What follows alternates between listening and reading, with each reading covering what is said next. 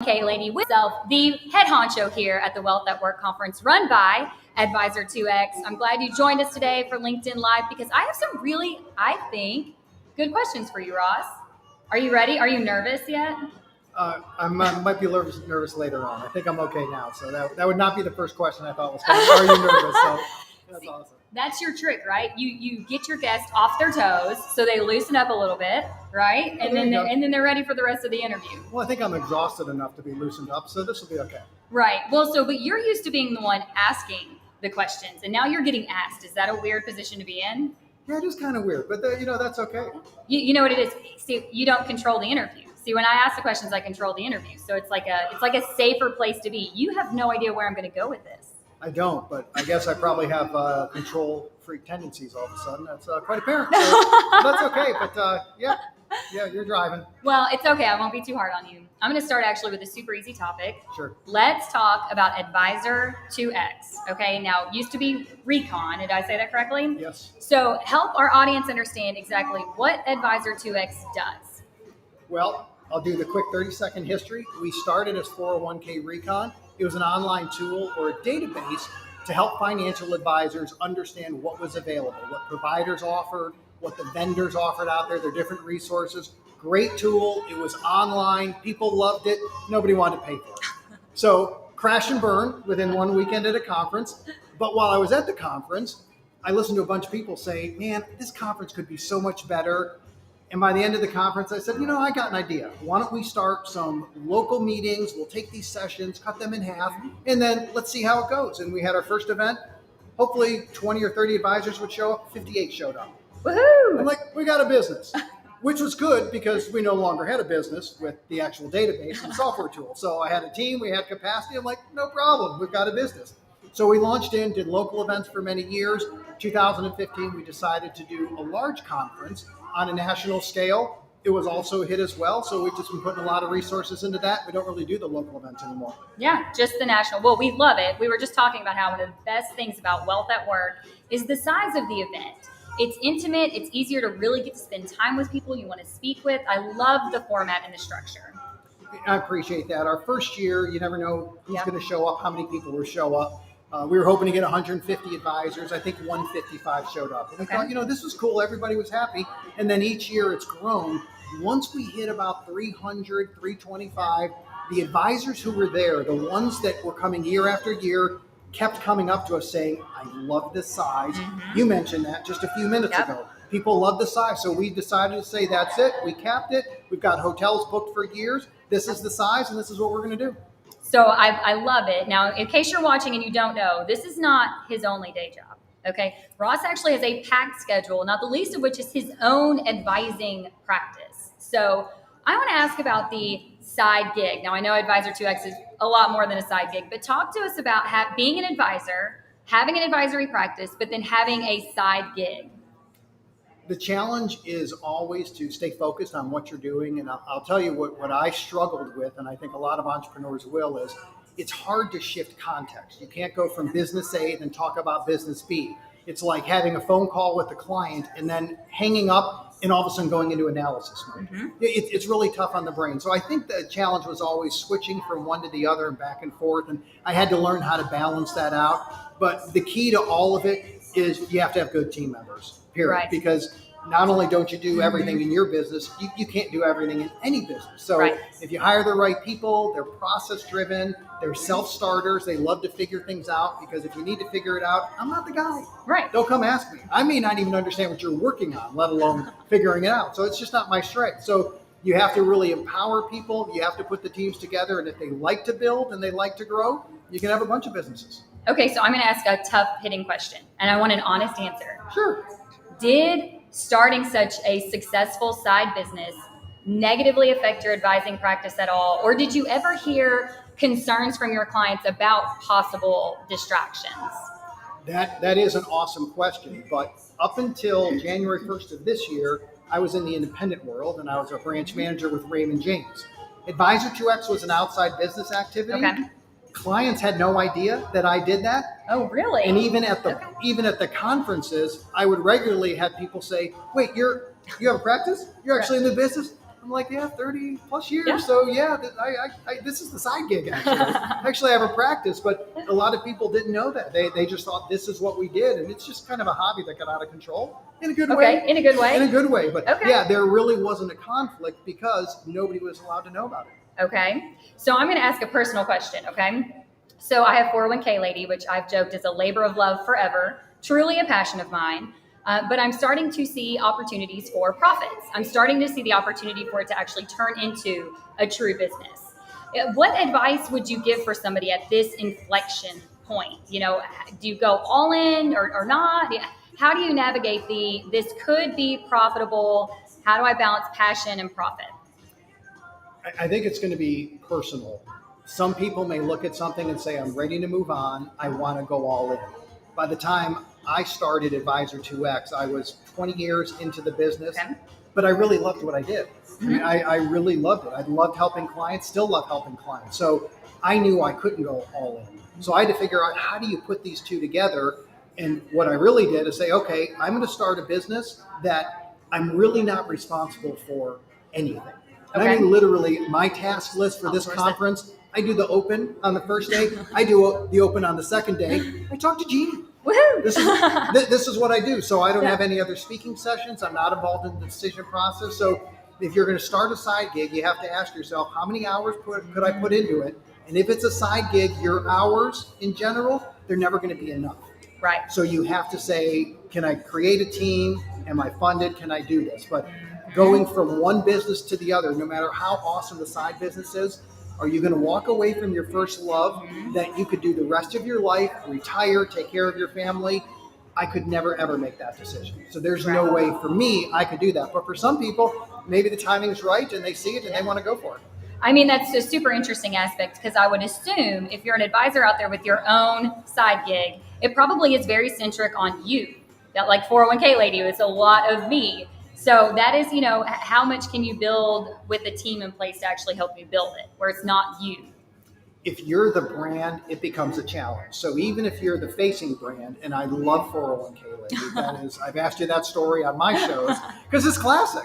As you just wake up one day and realize I'm the 401k lady, because that's what everybody calls me. I mean, I love it. Brilliant branding, right? But it's a lot of fun. We love watching the videos. You get a lot of traction on LinkedIn, but you are the brand. Right. You can't hand this off to somebody because, and I'll just say to someone who watches, I want to watch you. Yeah. Right. I don't want to hear what the 401k lady brand is doing. I want to hear what Jeannie does. So that's a different situation. And it's challenging because you only have X amount of hours, but also you only have so much mental capacity. Right. Right. So to be creative, to innovate, to problem solve in two different businesses, even though they can overlap as far as content, it's still two different worlds. Yeah, absolutely. So how do you put that together? A little more challenging. Very challenging. So we're talking about branding. You know something about branding. You actually took Advisor 2X through a rebrand. But I'm curious, why did you do that? And what were you maybe trying to change about brand impression? What are you wanting us to know about Advisor 2X? We started as 401k Recon, and that's Recon with the K. So it was a play on reconnaissance. And actually people asked, why didn't you just call it 401k Reconnaissance? And I actually typed it out in a browser bar to see if I could get the website. I didn't know how to spell reconnaissance. Like, I'm even looking it up right. How do I know if the name's available? And I thought, okay, wait a minute. I know I'm not the brightest bulb on the tree all the time, but if I can't figure out how to spell reconnaissance, there's no way I'm naming the company that. I don't think I could spell it. Right. So we just changed it to 401k Recon with a K, which someone joked, you spelled Recon wrong. I'm like, okay, I'm doing the best I can. Right. So we started, but it was meant to be a research tool for advisors. But as you get into the meeting business and conferences, you realize that the magic here isn't the research. It's everybody that gets together, and people come here for two reasons in general. How do I grow my business? How do I manage my business? That's what we want as advisors. That's a little bigger picture. And we looked at what are we going to name the company? It was Lisa Allen and another lady named Caitlin. They went to a Donald Miller story branding, right? I think story branding conference. And they called me from the conference and said, we got the name of your company. I said, okay, what is it? What are we doing? And they said Advisor 2X. And I'm just now getting it. I'm putting, because double your book. Double your book. I get it. That's the 2X. All right. I got it. So now I'm about to take over here, Jeannie. Forgive me. Go for the next it. question is, why double? Why? Yeah, I don't want to double my book. I want to triple or quadruple my book. So I see these people talking about let's 10x your business. I'm like, okay, I'm going to take my financial planning practice, 10x. I know how to do that math. I'm going to put a zero on the end. That's not my practice. That's an enterprise with multiple layers of management. I can't think about 10xing my business. So when I talk to advisors and say, what are you looking to do over the next 3 to 5 years? And I would ask coaches that, what do they say? Everybody said the same thing for the most part, looking to double my book. Yeah. And I thought, well, are we shooting low with double your book? We're not, because I can see, here's where my practice is now. I think I know what doubling my book looks like. It's adding a couple team members. It's streamlining maybe a few processes. I bring in some partners. Maybe I leverage technology. Maybe I do an outsourced partner. Take anybody who's got a practice that's growing and say, what would it look like if you doubled your book? I think you can come up with a decent answer. It's more palatable, right? Like more like acceptable. Like I can do that. You know you can do it. And really there's two things in order to get that done. In my opinion, one is finish what you're doing now and do it well. Finish what to do next. So if I take that, so just do things. Do it. Finish what you're doing. Take the next project. So if my brain is always saying, how do I double my book? I could double over and over and over. But trying to 10x from, let's say your book does whatever, $1 million and it's going to go to 10 million. That's a whole different world. Right. Individual advisors have $1 million books with a couple members on the team. 10 million, enterprise. Right.